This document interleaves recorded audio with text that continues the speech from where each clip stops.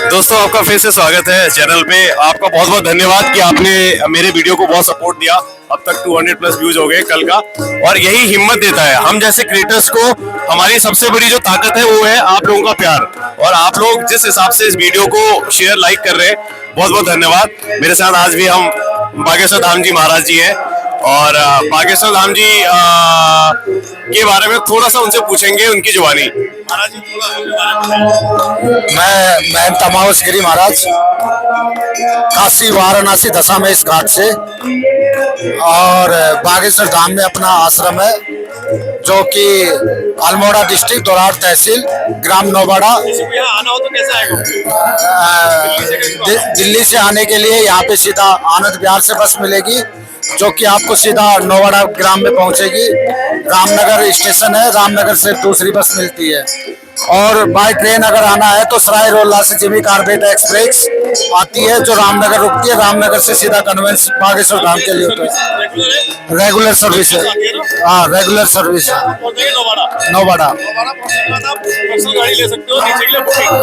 Booking गाड़ी मिल जाएगी। और ये जंगल के अंदर है, 4 किलोमीटर। मार्कंडेय ऋषि की तपस्वी भूमि है ये। मार्कंडेय ऋषि को भगवान ने बाघ के रूप में दर्शन दिया था, इसलिए इसका नाम बागेश्वर महादेव पड़ा है। अच्छा, ये यहाँ क्या है?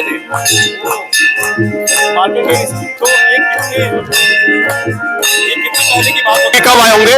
ये मार्कंडेय ऋषि आए थे सतयुग में, और यहाँ इस जगह पे। अच्छा, सतयुग में आए थे। मार्कंडेय ऋषि एक ऐसे ऋषि हैं जो अमर है। भगवान ने उनको अजर और अमर का वरदान दिया था, इसलिए उन्होंने महामृत्युंजय मंत्र की प्रतिपादन किया। अच्छा, जो ओम त्रिभंगम यजामहे सुगंधि पुष्टिवर्धनम उर्वारुकमेव वंदनात् मृत्युर्मोक्ष मामतात्। ये मार्कंडेय ऋषि महाराज जी ने ही इस मंत्र को प्राप्त किया था। इस मंत्र को से उन्होंने अजर अमर का वरदान दिया। तब उनकी इच्छा नहीं भरी कि मेरे को भगवान का साक्षात करना है, इसलिए वो उत्तराखंड में आए। उन्होंने ये मंत्र को कुरुक्षेत्र में लिखा था, और लेकिन जब भगवान ने उनको दर्शन स्पष्ट रूप से नहीं दिए तो वो फिर उत्तराखंड में आए। उत्तराखंड में उन्होंने भ्रमण किया। उन्होंने 5 जगह बैठ के भगवान का स्मरण किया। 5 जगह हो गई बागेश्वर, हमारे जो आप यहाँ रहते हैं आपका नाम है। 5 जगह बागेश्वर के नाम से। बाकी 4 कौन सी है पता है आपको कुछ? हाँ, एक बागेश्वर पड़ता है कौसानी के पास, एक बागेश्वर नौबाड़ा, एक बागेश्वर जिला है बागनाथ मंदिर, और 2 बागेश्वर और है जो बहुत अच्छा, बागेश्वर मतलब जगह का नाम नहीं, वो एक धाम, मतलब अपने आप में एक धाम है बागेश्वर। हाँ, बागेश्वर एक महादेव का नाम है। और 5 जगह महादेव की स्थापना है। तो यहाँ साक्षात है। यहाँ साक्षात। आपको कैसे पता चला इसके बारे में, जगह का? इस जगह के बारे में हमको शिव पुराण से पता चला था। शिव पुराण में 365 प्रादुर्भाव के शिवलिंग है। तो 365 जो प्रादुर्भाव के शिवलिंग होते हैं उनमें से बागेश्वर का भी एक नाम आता है। जो 5 बागेश्वर है, जैसे हमारे यहाँ उत्तराखंड में हर चीज 5 होगी। पंचबद्री, पंच केदार, पंच प्रयाग, पंच बिनसर, पंच बागेश्वर। तो उनमें एक बागेश्वर हमारा नौबाड़ा ग्राम में पड़ता है। अच्छा। जो अपने आप में स्वयंभू है। ओके। सो आप के बारे में थोड़ा जानना चाहूंगा, और आप बेसिकली कहाँ से हैं, और आपको कैसे इसमें आप सनातन में आए, और कैसे आप इतनी बढ़िया सेवा कर रहे हो सनातन की? क्योंकि मैं देखता हूँ, मैं अगर बताऊँ दोस्तों, बाबा जी को पूरे एरिया में कम से कम 100 गांव के लोग बहुत चाहते हैं, और इन्होंने बहुत अच्छे काम भी किए हैं। अगर मैं कल मैं इनसे वीडियो मंगाऊंगा वहाँ का, मैं तो आज जा नहीं पाया कुछ मजबूरी से। चमका रखा है हमारा दोस्तों। मतलब हमारे गाँव में क्या होता है, वहाँ पे जितनी भी लोगों की डेथ होती है तो हम लोग वहाँ पे बेसिकली हमारा शमशान घाट भी है, करेक्ट? लेकिन महाराज जी ने इतना अच्छा उसको चमका रखा है और इतनी मेहनत करते हैं। सो मैं रोक नहीं पाया अपने आप को, और इसलिए महाराज जी को मैंने रिक्वेस्ट करी। वैसे वीडियो बनाते नहीं है, लेकिन रिक्वेस्ट करी तो मेरे रिक्वेस्ट करने पे इन्होंने वीडियो बनवाया। तो महाराज जी सबसे पहले आपको बहुत बहुत धन्यवाद कि आपने मेरे आग्रह पे वीडियो बना रहा है। दूसरा, आप बहुत अच्छा काम कर रहे हैं। आपकी तारीफ मैंने हजारों लोगों से सुनी है। तो आपको कैसे इस धर्म में आया, सनातन में कैसे आए आप? मैं सनातन में तो हम बालकपन में ही आ गए थे। बचपन से ही 8 साल की उम्र से हमें मतलब सनातन में आने के लिए एक हमारे साथ एक घटना घटी थी। वो घटना ये थी कि हमारी हिस्ट्री जो है वो पाश्चात्य हिस्ट्री पढ़ाई जाती है हमको, तो उसमें हमको बोला जाता है कि हमारी मनुष्य की उत्पत्ति चिंपांजी से हुई थी या बंदर से हुई थी। लेकिन हमने शास्त्रों को पढ़ा तो हमें ज्ञान प्राप्त हुआ गुरुओं से कि हमारी सृष्टि जो थी वो ब्रह्मा जी, भगवान विष्णु और शिव जी, ये भूतों में भविष्य थी। ये कोई चिंपांजी तो हो नहीं सकते हैं, इन जैसे सुंदर कभी हुए नहीं। तो हमारा मन थोड़ा थोड़ा डिस्टर्ब होने लग गया कि रियलिटी क्या है। किस उम्र में, कौन सी उम्र में? ये मेरे को 16 साल की उम्र। 16 साल की उम्र में आपको, आप बहुत लकी इंसान थे कि आपको जल्दी हो गया। हाँ। सो आपको ये कहीं ना कहीं सिग्नल मिलने शुरू हो गए, सिग्नल मिलने शुरू हो भैया गया, रास्ता कुछ और है, रास्ता कुछ और है। तो उसको करने के लिए हमने काशी दशामेश घाट वाराणसी से दीक्षा ली। दीक्षा लेने के बाद हमने गुरुकुलों में अध्ययन किया और हमने 4 वेद, 18 पुराण और उपनिषदों का अध्ययन किया। अच्छा, मैं भागवत कथा भी करता हूँ। काशी में? हाँ, काशी जी। और भागवत भी करता हूँ, गौ कथा भी करता हूँ, शिव पुराण की कथा भी करता हूँ जी।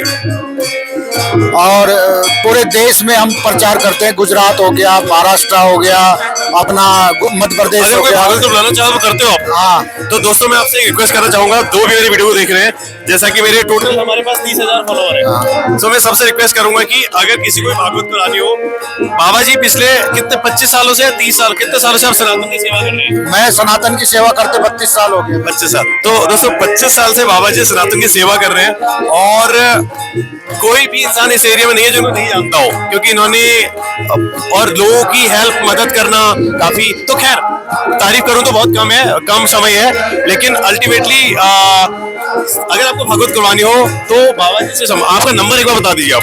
मेरा नंबर है 9536418647।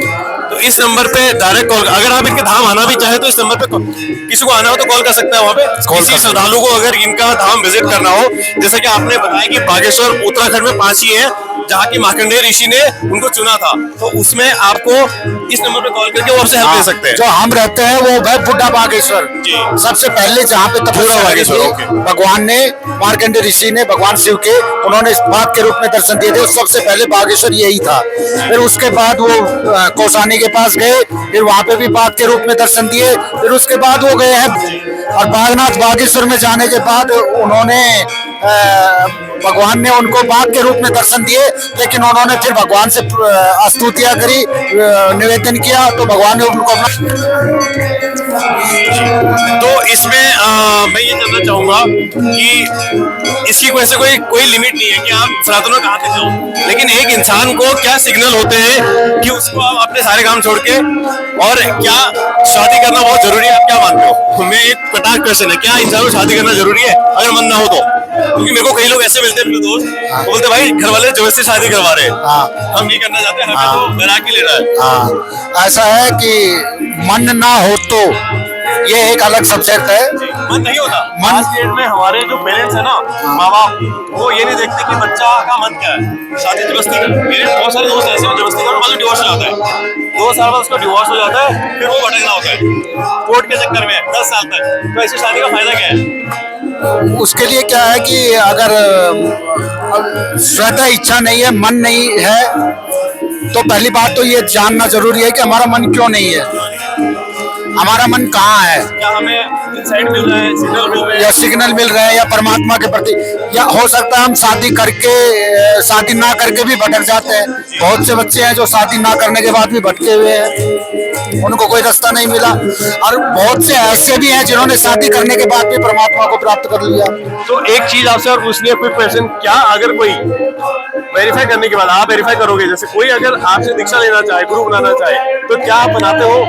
ये कंडीशन तब है जब वो बंदा स्वेच्छा से, पहले हम उसका एक एनलाइटमेंट टेस्ट लेंगे, देखेंगे कि क्या वो हमारे से। तो मैंने सुना है कि अघोरियों के जैसे 7 आपके टोटल ब्रांचें होती है ना, तो जिसमें कि आपका कौन सा है बता रहे? आह्वान अखाड़ा। हाँ, तो आपको कैसे आप किसी को अपनी टीम में लेते हो, थोड़ा सा इस पे डीप बताइए। उसके लिए क्या करते हैं कि हम हमारे आह्वान अखाड़े में प्रवेश करने के लिए सबसे पहले गुरु की आवश्यकता पड़ती है। उस गुरु के पास जाके सेवा करनी पड़ती है। हमारे यहाँ ब्रह्मचारी रखते हैं, फिर उसके बाद महापुरुष की दीक्षा देते हैं, महापुरुष की दीक्षा देने के बाद अवधूत की दीक्षा देते हैं, उसके बाद माँ का सन्यासी बनाए जाते हैं। वो गुरु के ऊपर डिपेंड करता है कि शिष्य अगर उसके प्रति खरा उतर गया अपनी भक्ति में, तो गुरु लोग उनको अखाड़े में ले जाते हैं और उनका विजय हवन इत्यादि संस्कार वगैरह करवाते हैं। बहुत बढ़िया, कुंभ के स्नान पे। बहुत बढ़िया। थोड़ा कुछ क्वेश्चन और पूछूंगा, थोड़ा सा हटके। आईआईटी बाबा के बारे में सुना है आपने? आईआईटी बाबा के बारे में सुना है आपने? आईआईटीएन बाबा को सुना क्या है। बोलना चाहेंगे उनके बारे में? दो कुछ लाइनें। मैं उनके बारे में सिर्फ इतना ही बोलना चाहूंगा कि वो एक पढ़ा लिखा भटका हुआ नौजवान है और उसको अभी सही मार्ग नहीं मिला है जी। क्योंकि वो अपने आप को ही सब कुछ समझता है। जी, वो गलत है। ठीक है जी। और जब तक कोई हमारे कॉपी को जांच करने वाला नहीं मिलेगा हमको, तो हमें कैसे पता चलेगा कि हमारा रिजल्ट क्या है। और मैं खुद अगर भगवान में बैठूं तो फिर मैं वो अहम है। फिर वो अहम वो है। अहम है। परमात्मा तो सिर्फ एक ही होता है, वैसे सभी परमात्मा के अंश है। जी ठीक है, सबके अंदर चेतना होती है। जी। भगवान ने गीता में कहा है, मम वान से जीव लोके जीव भूतो और सनातनो। जबरदस्ती थोपना नहीं चाहिए। जबरदस्ती थोपो मत। मैं बोलूं मैं भगवान हूँ, हाँ। वो गलत है। वो गलत है। तो यहाँ पे अगर आप आईआईटी बाबा को टैग कर सके इस वीडियो पे, क्योंकि ये बहुत बड़ी कंट्रोवर्सी है और मैं कब से मैं चाह रहा था आईआईटीएन कि बाबा से मिला। जी। अच्छा, मिले हो? हाँ, कुंभ में हमारे ही अखाड़े में थे और हमारे अखाड़े से उनको निष्कासित किया गया है। अच्छा अच्छा अच्छा, आप किसमें आए थे? हाँ, जूना अखाड़े में। जूना अखाड़े में आए थे। हाँ, जूना अखाड़ा हमारा ही भाई है, लेकिन उनको वहां से उसको निकाल दिया गया। इसलिए निकाला क्योंकि वो गुरु की अवहेलना कर रहे थे। जी, जी। कि कोई गुरु नहीं होता है, कोई माता पिता नहीं होता है, माता पिता की कोई सेवा करनी नहीं चाहिए, माता पिता के लिए रूल्स बना है कि वो वानप्रस्थ आश्रम में चला जाए। लेकिन ये सब परिस्थितियों को देख के मैंने भी एक वीडियो बनाया था आईटी बाबा के ऊपर। उसमें लोग ना मुझे कमेंट कर रहे थे, तो मैंने भी ये बोला, मैंने कहा जी आप या तो बहुत बड़ा, या तो बहुत बड़ी गेम खेलो। वो बोलता है जी 3 लाख की जॉब छोड़ गया। 3 लाख तो कोई बंदा 2 मिनट में कमा ले। आज के डेट में लोगों ने 4 लाख अगर कोई कहे कि मैं भगवान हूँ, तो भगवान ने 9 साल की उम्र में गोवर्धन पर्वत को चिटली पे उठा दिया था। 3 दिन की उम्र में पूतना का वध कर दिया। वो करके दिखाओ। हाँ ना जी। आपके पास कुछ ऐसी कोई शक्ति है, दिव्य शक्ति, जी। तो आप 100 किलो का पत्थर उठा के दिखा दो चिटली पे। मैं कह रहा हूँ भूकंप आने वाला, पहले बता दो भाई। अगर आपके पास दिव्य शक्ति है तो ये बता दो भूकंप आने वाला है, या फिर जनमानस का कल्याण कैसे हो वो काम करो। अगर आप वो नहीं कर सकते तो मेरे अभी वो अपना ही कल्याण नहीं कर पा रहा है। जी। वो अभी भटका हुआ है, नशे में रहता है और नशे के कारण वो कुछ भी बोल देता है। उसके शरीर में गर्मी बन गई है। मुझे बहुत अच्छा लगा। लड़का है जी। और एक नौजवान है, रास्ता सही मिलेगा तो अच्छे मार्ग में जा सकता है। अच्छा कोई गुरु का संगत मिल जाएगा उसको तो आ जाएगा। ऐसे नशोड़ियों की संगत मिलती रहेगी तो फिर। दोस्तों मेरा बहुत गहरा क्वेश्चन है। मैं जब कुंभ गया था तो मैं भी मिला था आईआईटी बाबा से।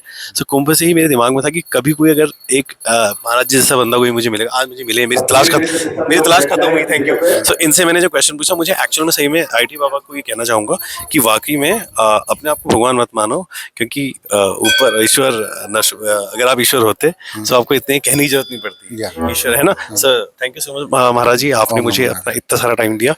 और किसी को भी अगर महाराज जी से जुड़ना हो, कनेक्ट करना हो, डोनेशन करना हो, सो मैंने महाराज जी का नंबर नीचे लिंक में भी डाल दूंगा मैं, और साथ में लोकेशन, यहाँ की धाम की लोकेशन डाल देंगे।